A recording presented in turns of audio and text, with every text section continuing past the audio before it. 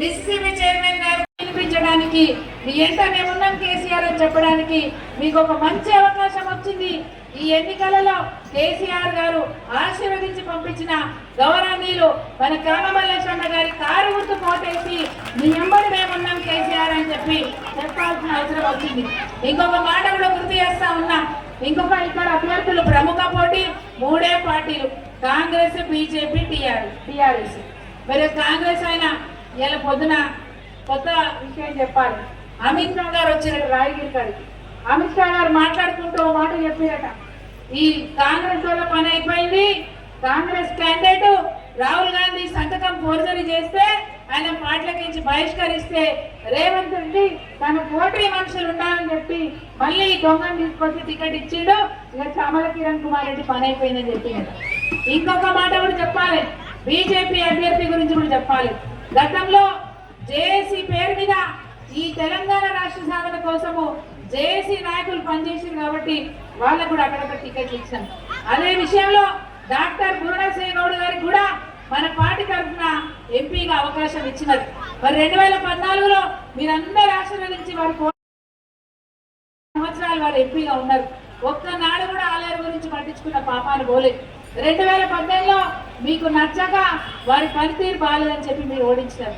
కానీ ఆయన ఏం చేసిండు, పార్టీకి బాయ్ కొట్టి ఇంకో పార్టీలకు పోయింది.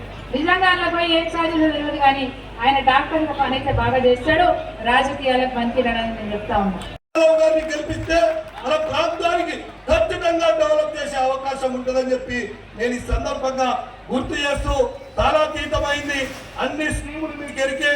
ఇప్పుడు ఏ స్కీమ్ అయితే ఎట్లా వచ్చిందో, ఇవాళ కాంగ్రెస్ పార్టీ ఇచ్చినటువంటి హామీలు ఏ విధంగా అమలు కాలేదో అక్కలకు, చెల్లెలకు, సంబంధ వర్గాలకు ఇవాళ తెలిసినటువంటి విషయమే.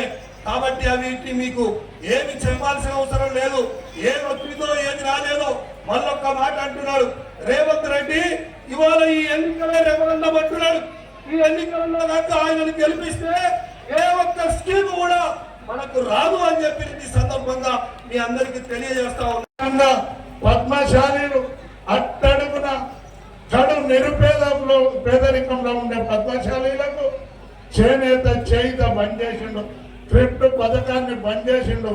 నన్ను ఎంపీగా మీరు ఆశీర్వదిస్తే బడుగు బలహీన వర్గాల సంక్షేమం కోసం జరిగే ఎన్నికల్లో మీ అమూల్యమైన ఓటు సీరియల్ నంబర్ 2 కారు గుర్తుపై వేసి మీరందరూ కూడా మేమే ఒక క్యామ మల్లేశలం అన్నటువంటి సంకల్ప బలంతో ప్రజల దగ్గరికి వెళ్ళి మీ సోదరుడిగా నన్ను గెలిపియండి.